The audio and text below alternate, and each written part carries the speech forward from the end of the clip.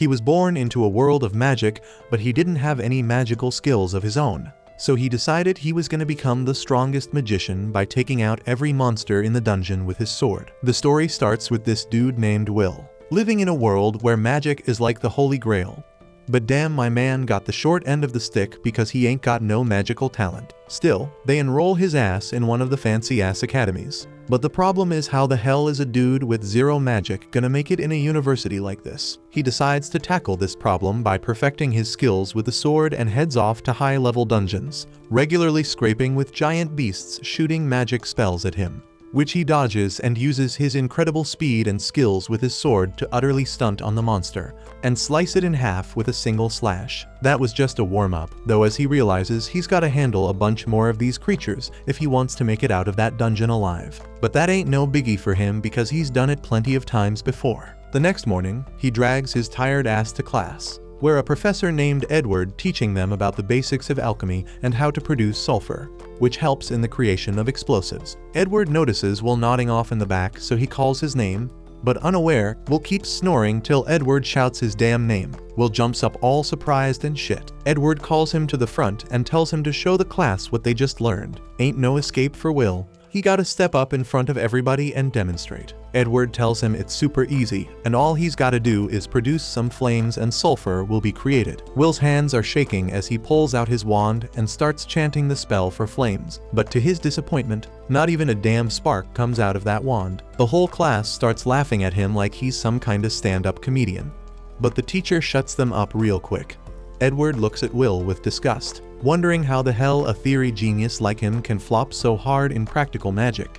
And he wonders how Will even got selected for this academy. Then out of nowhere, this fiery-haired dude named Shin whips out his wand, all confident-like, and aims it at the stuff on the desk. He busts out his flame magic, straight up torching everything and creating sulfur, while poor Will hides behind the fire like a scaredy cat. Edward tells Shin not to do any shit like that without permission, as he immediately creates a huge crystal of sulfur with his magic spell. He starts preaching about how magic is the most important thing in this world, and how mages are straight up heroes. According to him, if you want to survive at this academy, you need to be damn good at magic, and fools who have no idea how to control magic should simply leave the academy. After class, Shin and his crew walk over to Will, trying to embarrass the dude. They say he can only handle weak-ass dungeon monsters. But then Will's childhood friend Kali steps in like a boss, telling Shin to back off, as he's much nicer than him and his group. Shin gets a little flustered but brushes it off, talking about how kindness and hard work won't mean shit without magic. Then he bounces with his goons. Will and Kali start walking together, and she tells him not to stress too much, but Will's used to this bullying crap, as he looks up at the sky and says it looks beautiful. Turns out a few years back, humans were trapped in darkness, scared of some evil spirits casting shadows all over the damn world. But luckily, 5 badass mages known as the Mage Vander stepped up and fought those evil spirits. They kicked their asses and freed the humans, showing them what the real sky looked like. These mages were known as the Mage Vander, and that title now passes down to the most powerful mages of this world. Will remembers a promise he made to his childhood friend Overpowered, who used to read him storybooks about the Mage Vander, and they made a pact with each other that they'd become the Mage Vander one day. Overpowered kept her end of the bargain, as she had crazy talent and rose up the ranks quickly, becoming the youngest Mage Vander in history, and started living in the Divine Tower, while Will's just barely hanging on, far from average, trying to hold on to that dream and promise. Later that same day, Will rolls up to meet Professor Wagner, but damn, this dude starts straight up yelling when he finds out that this Harry Potter copycat went solo into level 7 in the dungeons. Wagner warns him that one day he's gonna end up dead. Will drops to the ground and apologizes like crazy, but asks if he'll get credit for it or not. Wagner lets out a sigh and tosses him 2 credits for his troubles. Will starts celebrating, but then Wagner asks him if he's still clinging on to that Vander dream. Wagner explains that if Will wants even a tiny chance of becoming a Vander, he gotta get into the Upper Institute. To do that, he needs a boatload of credits in writing, spellwork, and fighting. But if my man can't use spells, he ain't getting no spellwork credits. So no matter how many credits he racks up in the other areas, he won't qualify. Will says no matter what, he's gonna try. So Wagner tells him he gotta graduate first, but as far as he knows, Will needs 4 more credits by the end of the week. This news shocks the hell out of Will, and he starts hunting down monsters that can give him those 4 credits. Wagner mentions this monster called Baskerville on the 6th floor that ain't been defeated yet. Will gets all hyped up and hugs his teacher, but little does he know, Shin overhears the whole thing and decides to hit up the dungeons himself. He wants to kill that monster before Will does so he can boot him out of the academy for lacking credits. Later that evening, Will enters the damn cave with his sidekick Kiki, telling her to use her nose to sniff out the monster. But Kiki ain't feeling it because the last time when Will fought a Baskerville, she got straight up roasted by its breath. On the other side, Shin and his crew step into the 6th floor, all determined to find that beast before Will does, so he gets kicked out. One of his lackeys with some pink feminist hair asks if it's a good idea for just 3 mages to venture in, but Shin shoots him a mean look, claiming he's one of the best mages in the class and can handle it. He's walking with a bunch of racist angry thoughts in his head and tells his crew to use their scan magic to track down the beast's location. When suddenly, this massive beast pops up and straight up decks the spiky-haired dude so hard, he becomes a freaking pancake on the wall. Shin's in disbelief, frozen in place, while the feminist starts shrieking like a banshee out of sheer terror. Will hears the screams and springs into action, hauling ass towards the noise because he's worried someone's getting messed up. He turns a corner and spots Shin on the ground, blasting fire at the monster. But this creature ain't phased one bit. Will recognizes it as the evil sentinel, a super tough monster worth 10 credit scores. He wonders what the hell it's doing in this dungeon level. He realizes that Shin's magic ain't jack against this beast. It just brushes off those flame blasts and keeps coming for the scared shitless boy. Will considers helping him out, but then he remembers all the times this jerk mocked him for no reason. That makes him want to shut his eyes and pretend he didn't see a thing. But then he thinks about Alferia, who always said he was the kindest person she knew. She even gave him a pair of glasses as a gift. That reminder brings him back to his true self, and he puts on the glasses just as the monster raises its weapon to finish off that cocky brat once and for all. Will blocks the monster's attack just in time, pushing it away and saving Shin's sorry ass. Meanwhile, back at the academy, Edward barges into Wagner's room and demands that he send his familiar straight into the dungeons. Turns out, Shin and his lackey snuck into the 6th floor without permission. Wagner realizes what's going down but tells Edward not to sweat it, because Will's on that same floor too. Back in the damn dungeon, Will keeps going head to head with the monster, blocking its attacks, dodging like a boss, and slicing off a finger with a swift slash to its arm. The monster gets all pissed off and tries to strike back, but Will's moving through the air like a freaking eagle, dodging that shit. Finally, the monster manages to land a hit on Will, but my man blocks it with his sword. He gets blasted back, and the monster starts chucking rocks at him, but Will slices right through them like it's nothing. He's jumping all around that monster, landing on its back and straight up stabbing it through the neck. The monster starts flailing around while Shin's jaw is on the damn floor witnessing Will's skills. Meanwhile, back at the academy, Edward is also losing his mind seeing this. While Wagner says Will is an outcast because he ain't got magic, but his strength is superhuman for a mage. Dude's tough as hell like a dwarf, and his brain's so damn sharp. He can learn an attack pattern just by glancing at someone. They watch as Will chops off the monster's arm like it's nothing, then casually strolls over to this giant-ass sword on the ground. Will effortlessly picks up that beast of a blade, and Wagner tells Edward that in a world full of magic and wizards, Will's the only damn warrior. The monster shoots an energy beam from its mouth, but Will blocks it with the giant sword, then slashes the hell out of that monster, slicing it up into tiny pieces that drop to the ground lifeless. Will walks over and helps Shin up,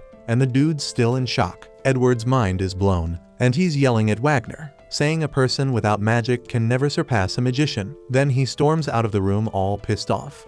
Wagner knows Edward's hella mad right now, but he also knows that Will's story is going to become a freaking legend, as he will turn the whole damn world upside down by making Wistoria the only place where a wand and a sword meet. 5 years back, Willie was the ultimate joke at that whole school due to his lack of magic, and apparently the only reason they even let his sorry ass enroll in this school was because he was tight with Alferia. But once she became the Maja Vander, the school didn't need to fake being nice to him anymore. Willie had to put up with all that shade, but it didn't stop him from hustling hard to graduate no matter what. Wagner rolled with Willie to see the headmistress, and no doubt she had her doubts about whether Willie had what it takes for this school. But once she hands him a sword and puts him to the test, Willie straight up counters every single one of her fire spells in a split second. She's blown away and says Willie can stay in the school. Wagner's hella surprised because he didn't think it would be so damn easy to convince her. Willie ain't got no magic, but the headmistress thinks it'll be a blast having someone like Willy around. Willy asks the headmistress if he can roll with Overpowered again if he gets strong enough, and she tells him straight up he's gotta grind like crazy and not let any challenges shake him. But even then, there ain't no guarantees. But as Willy bounces, she drops a line about being excited to see what he can pull off. Fast forward to now, Willy's chilling in Wagner's class while he schools everyone on the Tower of Magic. Climbing that tower means moving up to the upper institute and reaching the top floor to become a Mage Vander. Right now, there are two ways to become a Mage Vander. Either come up with some new mind-blowing magic or rack up over 7,000 credits in this school. But let's keep it real, creating new magic is hella rare. So most students focus on earning credits. But since this is a remedial class, everyone in here is on the verge of flunking out, especially Willy. Once the classes wrap up, Kali links up with Willy and asks how he's holding up because Wagner's remedial classes are notorious for being strict as hell. Willy agrees that Wagner don't play around, but honestly, he's grateful that Wagner even bothers with remedial classes because most professors wouldn't give a damn. As they turn the corner, they catch some commotion going down, so they eavesdrop and hear Shin's crew giving him mad props for taking down the evil sentinel. They ain't questioning how he survived, but word is, when Mars woke up, all he saw was Shin standing tall next to a defeated evil sentinel. That means Shin must have straight up whooped its ass. Everybody is thinking Shin's the bomb for taking down that mega powerful evil sentinel. But deep down, Shin knows he's fronting because it was actually Willy who wrecked that monster. Just when Shin spots Willy strolling by, he takes that as a personal insult. So he marches up to Willy and starts throwing hands, trying to start a fight all over again. But now it's way harder for Shin to see Willy as some weakling because he knows Willy could straight up knock him out with one hit.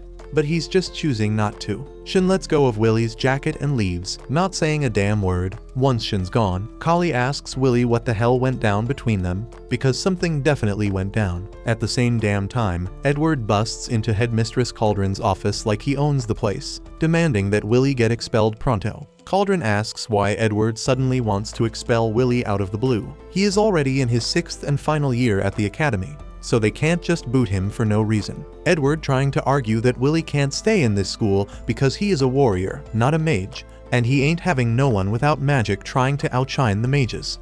Cauldron pulls out Willy's records and points out that his grades are off the charts. His writing is on point, and his magic reports are mad insightful.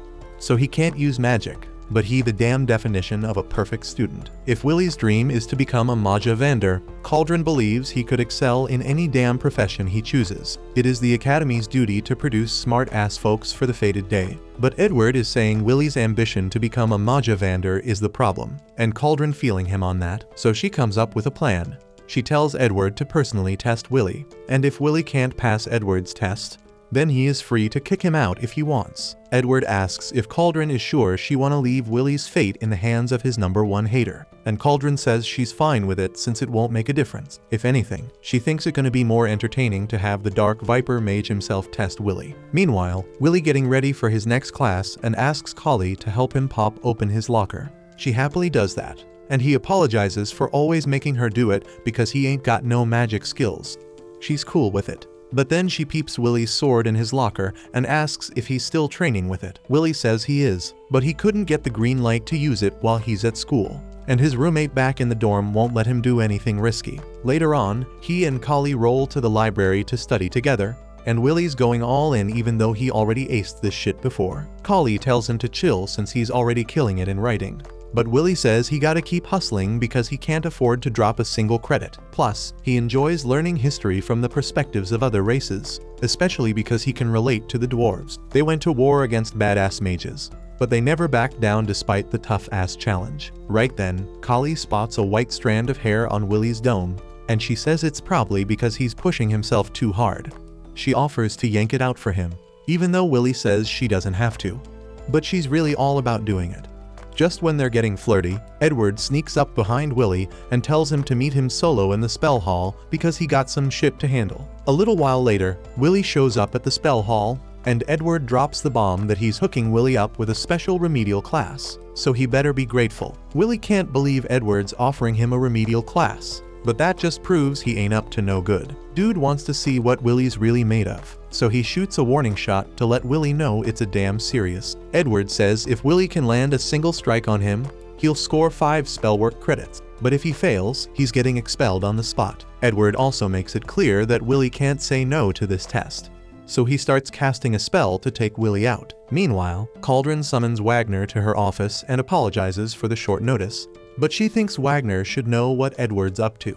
She casts a spell to show him the test Edward's giving Willy, and she forbids Wagner from interfering for any reason.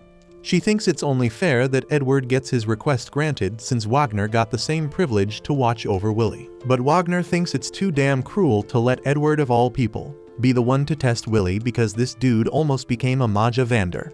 He might have failed, but he still got power equivalent to 1, so Willy's in some serious danger right now. So far, Willy's been dodging Edward's spells, but Edward's only been using weak-ass black magic, so Willy can't believe the insane power Edward's showing. Willy gotta find a way to fight back, so he tries sneaking up behind Edward and landing a kick, but Edward easily blocks it with a shield spell. That shield is too damn strong for Willy to break without a weapon, and Edward calls him hopeless for thinking a kick could penetrate a magic shield. Then Edward straight up blasts him away, and Willy starts to worry that there might be no way for him to win. Edward's just too damn strong for him right now. Edward tells Willy he'll limit himself to 2 spells, 1 for attacking with fire and 1 for defending against Willy's weak-ass moves. But even with just 1 attack spell, someone who's a master at that shit can outshine someone who's learned 1,000. At the same damn time, Edward's casting his fire spell, and Willy knows he's screwed if he gets hit with that. So he starts hauling ass, trying to run away. But Edward still manages to blast him, no matter what. And you can tell Edward's enjoying this shit because he's got that smirk like he's conducting a symphony with Willy's screams. Willy eventually falls to the ground, realizing he can't beat Edward like this. But if he had his sword, at least he could hold his ground against Edward. Outside the spell hall, Collie's been stashing her stuff in her locker, and she's hella worried about Willy because Edward asking him to come alone for remedial classes can't be a good sign. Out of nowhere, Kiki comes running in all covered in Willy's blood, desperately trying to get to his sword in his locker. So Collie realizes some real messed up shit went down with Willy, and she pops open his locker so they can grab his sword and go help him out. As Willy's lying on the ground, Edward's strolling over to him, talking about how Willy ain't never gonna be a Mage Vander if he can't top him right here. Magic always reigns supreme, even back when dwarves were at war with the mages, fighting against an army of 10,000 dwarves. But just 1 mage was enough to wipe them all out. The sword ain't never gonna compare to the wand, but even with the odds stacked against him, Willy still wanna be a Mage Vander, and he'll do whatever it takes to make it happen. Edward can't understand why Willy goes to such extremes, so he asks if Willy has some noble-ass goal he trying to achieve. So Willy tells him it's because he wanna be by the side of the girl he loves, but Edward thinks that's a dumb-ass reason. It might sound stupid to Edward, but Willy made a promise to Alferia, and he gonna do whatever it takes to watch the sunset with her. Right then, Collie shows up at the spell hall and tosses Willy's sword to him, and now that he is finally armed, Willy is able to counter Edward's fire spell. Edward all shocked that Willy managed to cut through his spell, but he realizes it's because Willy's sword is some special shit. Still, he is hell-bent on proving that Willy ain't no match for a mage. Willy is scared shitless of Edward's flames, and if he had a choice, he would have bounced from this fight long ago. But facing Edward is the only way for Willy to move forward. So he charges at Edward, dodging all his attacks, and now that he is close enough, he slices through Edward's barrier and scratches his cheek. Edward gotta admit that Willy passed the damn test, so he gives him his 5 credits and walks off. Willy collapses on the ground from exhaustion, and Collie runs up to congratulate him on his win, but he straight up passes out. Cauldron praised Willy's performance, and the analyzer Wagner said his strategy of diving into the attack to close the distance and attack from the blind spot was straight up brilliant. And what's even more impressive is that his sword strike was strong enough to break through Edward's shield. So maybe Willy has what it takes to be a Mage Vander after all. Thanks for watching. Subscribe to not miss the next part.